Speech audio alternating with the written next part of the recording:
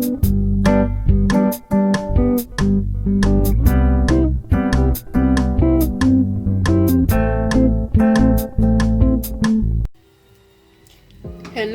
Good morning po mga chow, mga chang at aking mga kakitchen sa Kitchen ni Maria. Nandito na naman po tayo, magluluto po tayo ng fried chicken. Ito po ay breaded fried chicken. So meron po ako ditong 4 na quarter legs. So most probably po nasa 1.5 kilo po siya. And then meron po tayong asin. Kailangan po natin ng 1 kalahating kutsarita. At meron po tayong kalahating cup na vinegar.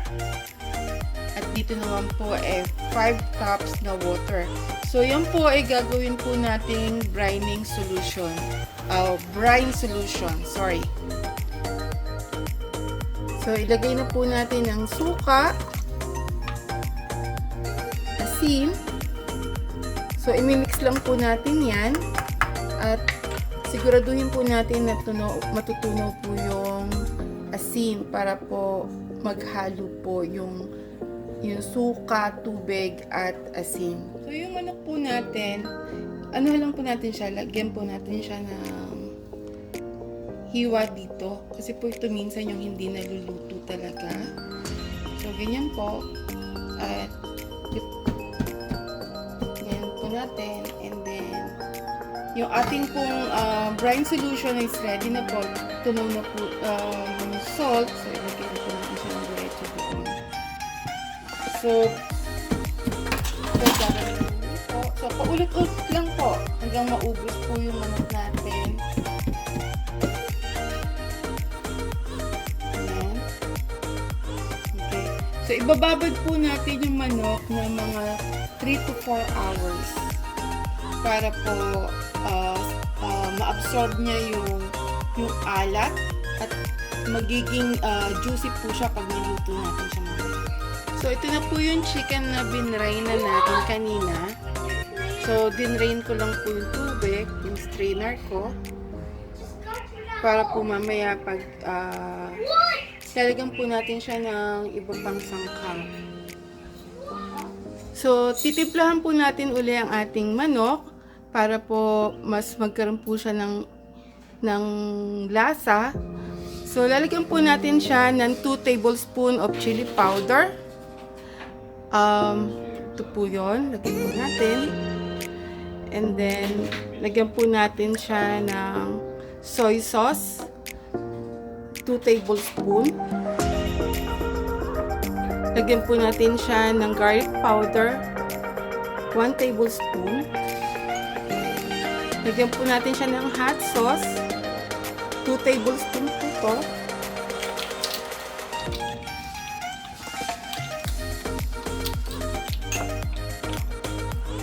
Lagyan po natin siya ng garlic powder, ng black pepper, mga 1/2 teaspoon lang po. At lagyan po natin siya ng konting salt.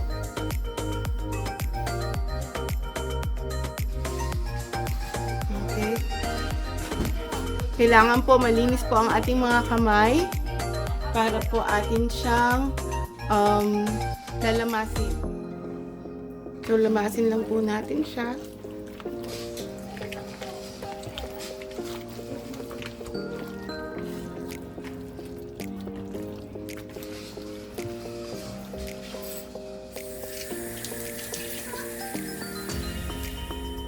So, yan na po yung manok. Hayaan lang po natin siyang ma-marinate ng mga 10 minutes or 15 minutes. And then, mamaya po, i-breaded na po natin siya at ipiprito. Okay, so breading po, kailangan po natin ng 1 cup na flour, 1 cup na cornstarch, at 1/4 cup of crispy fry breading mix. So, ito na po yun. Minix ko lang po siya. Pinagsama-sama ko lang. So, start na po tayo magprito. So, ready na po tayong magprito. Naghanda lang po ako dito ng bowl of water na medyo po siya malamig. So, ito po ang setup natin. Ito po yung ginawa nating breading mixture natin. So, ito na po yung chicken. So, ang gagawin po natin is dredge po natin dito.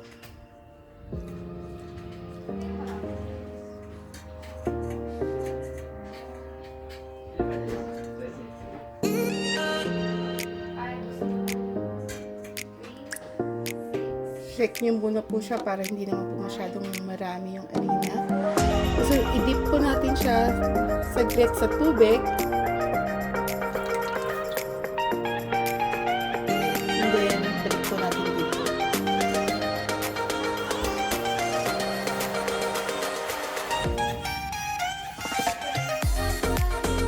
Shake lang po natin.